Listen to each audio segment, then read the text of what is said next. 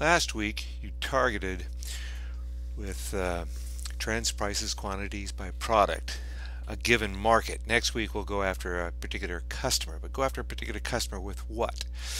So we'll write a letter in week 3 and we'll market, but market what? What is our offer? Well, we want to give the buyer an offer they cannot refuse. For our part, we will search and learn business that is not more difficult, but every bit as profitable as domestic sales. Now this takes a tool, a tactic, and an attitude. So before we get into this, let's review a bit. I'm John Spires. That's my URL, though, johnspires.com. And this is part 2 of a session on finding export customers. So if you remember, we talked about the problem in the United States for the last 40 years or longer of get big or get out, which is the United States agricultural policy voiced by the 1972 Secretary Earl Butz, and at his untimely death at, what was it, 40 years old or whatever, the Guardian newspaper quoted that get big or get out mantra, which along with all sorts of other interesting things about him. But if you also remember from last week and the class, all of the help relating to exporting agriculture in the United States, of which there is a lot, all has to do with does your company have a product that's successfully sold in the United States market? Well, yes, that's good. Does your company have preparing an international marketing plan? Well, no, you don't do that at the small business level. Sufficient production capacity that can be committed to export market. Well, we're only looking for minimum orders to start. We're in the search and learn method. Does your company have financial resources to actively support? Well, we get prepaid, so the question is irrelevant. Is your company's management committed to developing export market? Dedicate staff time? Well, again, there's no need to dedicate staff time. That'd be the wrong way of going about it. Is your company committed to providing the same level of service? No, we're going to have people overseas. We're going to have our buyers provide that level of service. Does your company have adequate knowledge of monitoring product? Well, no, because we have to go and talk to the buyers overseas, plus they're going to do that for their own market. And there'll be a little more on this later in today's presentation. Does your company have adequate knowledge in shipping the product overseas? No, we need help with that, but we're going to get it from the horse's mouth, so to speak. Does your company have adequate knowledge of export payment mechanism? Well, we're going to be prepaid, so the payment mechanism is irrelevant. So let's rate our company. How do we do on this test as a startup? You know, we're on the right track. We've got a long way to go. Well, I disagree. I think this is completely wrong, because all this get big or get out is based on the premise that what we're going to be doing is our first sale is going to be the largest sale possible. We're going to fill up one of these 20-foot or 40-foot containers worth of goods from one supplier, us, you, to one consignee, and it's either going to be a dry container or a reefer container. And that's the error. There's absolutely no reason why anybody should ever fill one of these containers up on a shipment leaving the United States. It's simply not necessary. Now, for big business it is, but for specialty business, the business we're getting into, it's not necessary at all. Nor do we need to fill up one of these air cargo containers, of which there's reefer, all different kinds of styles. You can have what's called a less than container load. That is, you're filling up less than container. If you use less than 80% of a container's capacity, the steamship lines, the airlines, or the freight forwarders will put other consignees' goods in the same container. When it gets off the ship or the plane on the other side, they just take it to a container freight station, unload it for the person who is going to come get it, the consignee, the buyer. So now the problem with all of this is the presumption that you're going to do the largest sale possible starting out. And based on that presumption, I'm just afraid to show you this, but here we go. There are no end to the Export Small Business Administration export programs to help you get financing for export. Well, financing is not necessary for export. And the problem is if you go through all this, you're going to find out that it's not for you. You're too small for them to help out. And then people get discouraged and decide that, oh, exporting is not for them. That's just not true. Almost all exporters that are working right now have never heard of any of these programs, yet they're out there working, and none of it is necessary. So the soul of the rationale of these programs is the false premise that the seller, the exporter, is responsible for compliance with overseas requirements. It's just simply not true. See, these are the small businesses. Learjets, private jets. I know it's just not the way it is. So no, the buyer in exporting, the buyer overseas, the importer runs all the risk, and they do the prepayments. So why they say this about food and only food, I don't know. The Gulfstream Jet, small business. So the idea is that these kinds of programs are there to help helpless exporters. Well, it's simply not nonsense. Simply nonsense. Fact of the matter is, every importer around the world is ready, willing, and able to comply with the local rules themselves. But if they can get USA taxpayer to pick up the cost of compliance in their country, why not? Now, again, as a practical matter, this help is limited to big business in USA, especially big food. So we don't want to. It just doesn't apply to us anyway. So. But from your point of view, at the special level, the help is neither necessary nor sufficient to gain an export order, nor does it ensure if you get an order, you'll stay out of trouble. It's kind of what I call the classic prison setup. Extortion gambit. You helped me and I got in trouble. Now you owe me big time.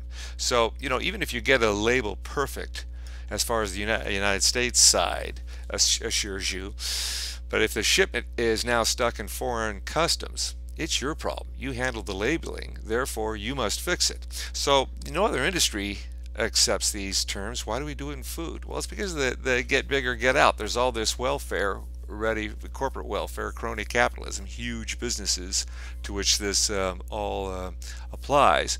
So we have no use for it ourselves. Now, and I'll tell you, the few people who do look into it come away somewhat thinking their time is wasted. So pushing that aside, is there another way to do business other than get big or get out? Yes, and just because there is free money doesn't mean it's a good idea. So these welfare payments are not imperative. You don't have to take them. Instead of getting the biggest order possible, why don't we shoot for the smallest order possible? And the smallest order possible is based on a search and learn system. You're not going after a $50,000 shipment in a 40-foot container. All first shipments are test shipments. How many test shipments of $50,000 can you get versus how many test shipments of, say, $5,000 can you get? Well, there's an awful lot more.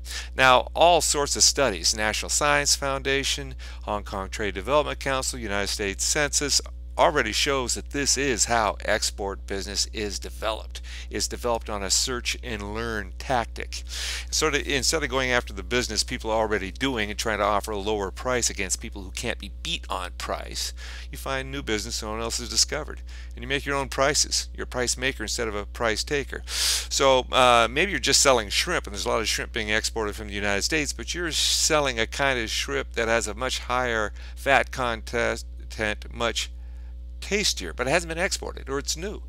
It's a newly discovered kind of shrimp or whatever.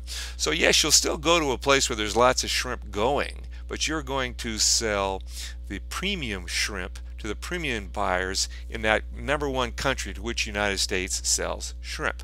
But to sell it, we've got to provide everything the buyer wants and everything you, the seller, needs. And that smart way is called MOQFOB. It is minimum order quantity, free on board, and this is nothing new or secret going on here. It's done all over the world. Here's a company in at the Hong Kong Trade Development Council. It's a Chinese company selling organic red beans. They're selling it in a box. The minimum order is 300 of these boxes. Tells you all about the beans, and it invites you to test out their product. It's ready to talk to you right now. Address, all sorts of information about the product, and we're not real interested in this particular layout. It could be done better. If you want to see a really good layout on the small business international trade minimum order quantity FOB website, then I think a very well done one would be Costco, who of course also has a minimum order quantity FOB website. Now, when I say what we're offering the suppliers overseas is a minimum order quantity free on board. So that is the price of the goods sitting in the United States ready to be exported. We'll get into that a little bit later in a second. So here we have export sales, and same high quality merchandise in volume quantities of volume pricing. Well, that doesn't sound like minimum order quantity FOB, but if you, this is filling up a container. They'll export will do that, Costco will do that for you. They have all these containers coming up to their warehouse, then they unload them at the warehouse. Instead of sending them away empty, they would just as soon fill one up for you, send it back down to the ship, put it on the ship, and send it off to Indonesia or wherever you like. Now that's all their terms get a 10 pallet minimum order. That's a 20-foot container load actually. But to inquire about smaller purchases, contact your local warehouse. Yeah, you just go to the website, order up your stuff, fill up a container, ship it off to your friends in Malawi, and they gets into Malawi. They open up the back doors and they sell off all the goods from a Costco. So they'll a centralized point for your order. Consolidated merchandise for export shipment from Costco distribution centers, commercial packing list invoice and packing list, and assistance to your freight forwarder in arranging. Now the freight forwarder is absolutely critical in exporting. We'll be meeting them this coming week. But in essence, what they do is they fill in all of the information regarding your offer.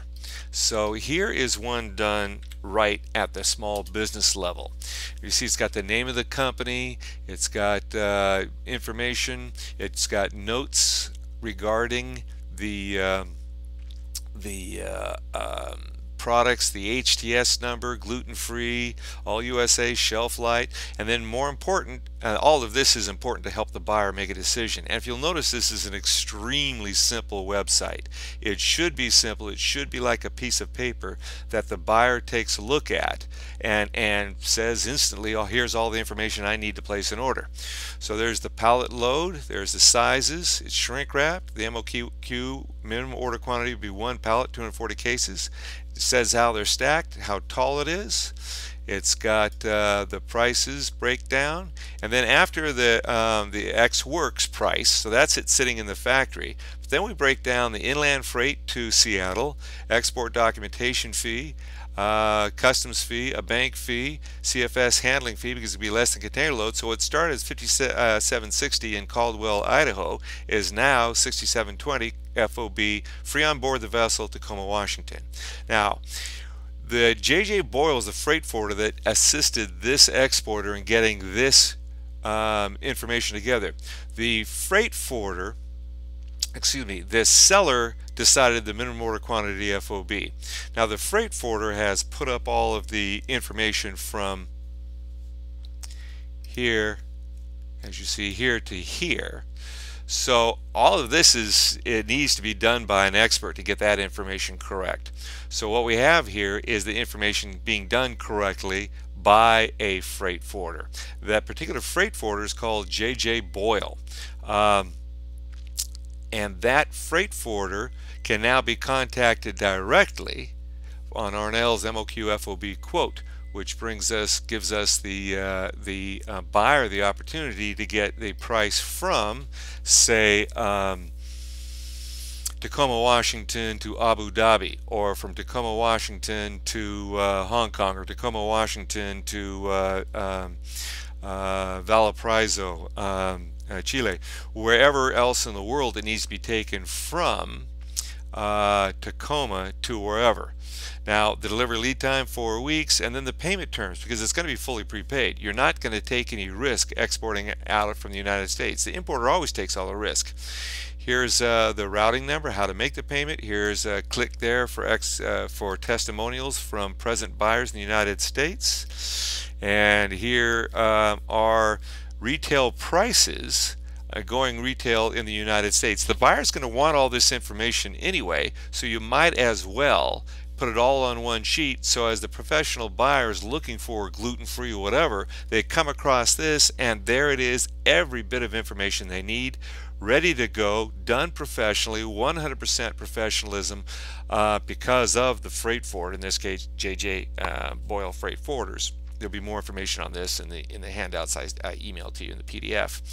But so any buyer in the world, anywhere in the world, can look at this and then get a quote on from FOB to their docks and their warehouse overseas, and they've got a perfect test order here. Now, they're not looking at making a big profit on this. They're looking at finding out if gluten-free will sell well for them. For 5,000 bucks, they can find out, as opposed to instead of 50,000 bucks. Far more people can test this than a $50,000 minimum order that's assumed in the regime of get big or get out. You don't need any finance. This is prepaid. You don't need any expertise. You got the freight forwarder giving you all the expertise. This is in essence just as easy as domestic sale, actually less risk because you get prepaid. In most domestic sales you have to extend credit. So FOB means free on board the vessel, and that's what you got figured out here. And if you want to know what the source code is for this website, well, I hope you know that you can go to just about any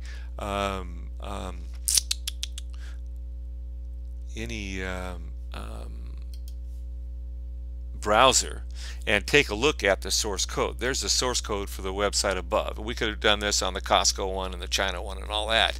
And if you look at this source code, you'll see it's extremely simple. It'll load fast, it'll load anywhere in the world, all that kind of thing. So if you want to take this source code and copy and paste it and use it as a template, steal it, fine with me. Go ahead and have your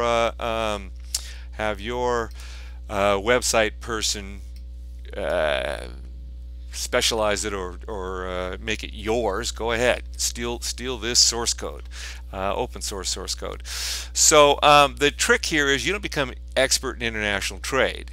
You become expert in international trade of your product and only your product. And so this is the what it looks like when it's up on your website. When we get into selling the product in our next week lesson, you're going to print this out and include it with a letter to those suppliers overseas. We'll get into next week. But this sits on the website passively, so anybody anywhere in the world saying, gee, I wish I could get some gluten-free organic cake mixes from the United States, and they start doing research, passively people will come and find this on the website, and you'll be getting inquiries off this passive marketing as well. But next week we're going to look at what is called active marketing. All right, so you did the trade data analysis by country trend, and this is the one-size-fits-all for entire planet Earth. That freight forwarder is absolutely critical to your success. In the handouts I talk more about them. So China is the #1 exporter in the world right now, and I guarantee you almost nothing leaves China without prepayment. So forget about what they tell. Forget everything you know about exporting food. Forget about everything they teach about exporting foods. You don't need to take all that risk, take all that upfront challenges and trouble. Read the PDF and the lessons, read the transcripts from the class, and then work on this MOQ FOB and come up with the MOQ FOB for your product, and we will use it in session number 3. And thank you again for visiting johnspires.com and my favorite school, Seattle Teachers College Net. And why is it my favorite school? Because I own it. All right, thank you very much. Bye.